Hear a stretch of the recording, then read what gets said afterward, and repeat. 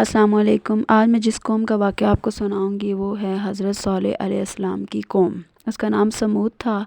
اس قوم کے لوگ بت پرستی میں مگن تھے اور مستی کی زندگی گزار رہے تھے۔ اللہ تعالیٰ نے حضرت صالح علیہ السلام کو اس قوم میں نبی بنا کر بھیجا۔ انہوں نے اپنی قوم کو بت پرستی سے نکالنے کی پوری کوشش کی اور انہیں راہ حق دکھائی، لیکن وہ لوگ پوری طرح گمراہی میں مگن ہو چکے تھے اور انہوں نے حضرت صالح علیہ السلام کی کوئی بات نہ مانی، الٹا ہمیشہ حضرت صالح علیہ السلام کا مذاق اڑایا اور کہنے لگے کہ اگر تم سچے نبی ہو تو اپنی کوئی نشانی بتاؤ، اور پھر کہا کہ اللہ سے کہو کہ اس پہاڑی سے اونٹنی پیدا کر دے، پھر شاید ہم تم پر یقین کر لیں کہ تم سچے نبی ہو۔ اللہ تعالیٰ جو قادر مطلق ہے، وہ ہر چیز پر قادر ہے، اس کے لیے کچھ بھی کرنا ناممکن نہیں۔ اس طرح اللہ تعالیٰ نے حضرت صالح علیہ السلام کی دعا قبول کی اور ایک پہاڑی سے اونٹنی پیدا کر دی، لیکن ان کی قوم یہ سچائی دیکھ کر بھی یقین نہ لائی اور بتوں کی پرستش میں مگن رہی۔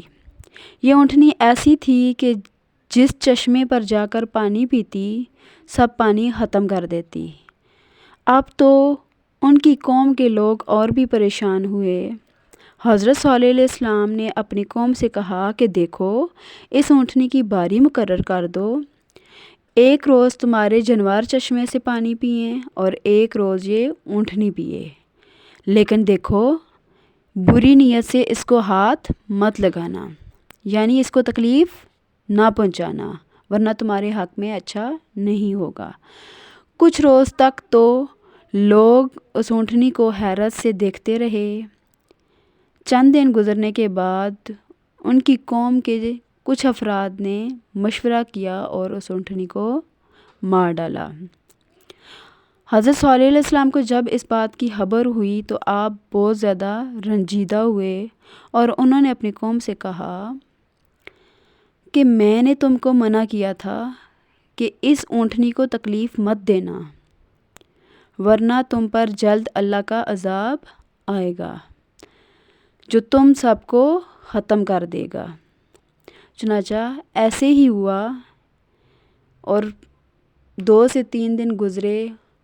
اس کے بعد ایک بڑی ہیبت ناک اور خوفناک آواز پیدا ہوئی، جس سے وہ لوگ اپنے گھروں میں اوندے پڑے رہ گئے اور جیسے اس زمین پہ کوئی رہتا ہی نہ ہو۔ پیارے دوستو، اس سے ہمیں یہ سبق حاصل ہوتا ہے کہ اگر ہم اللہ اور اس کے رسول کے بتائے ہوئے راستے پہ چلیں گے تو کامیابی حاصل کریں گے۔ گمراہوں کے راستے پہ چل کے ہمیں کبھی بھی کامیابی حاصل نہیں ہوگی۔ اللہ تعالیٰ ہمیں اپنے عذاب سے محفوظ رکھے اور نیکی کرنے کی توفیق عطا کرے۔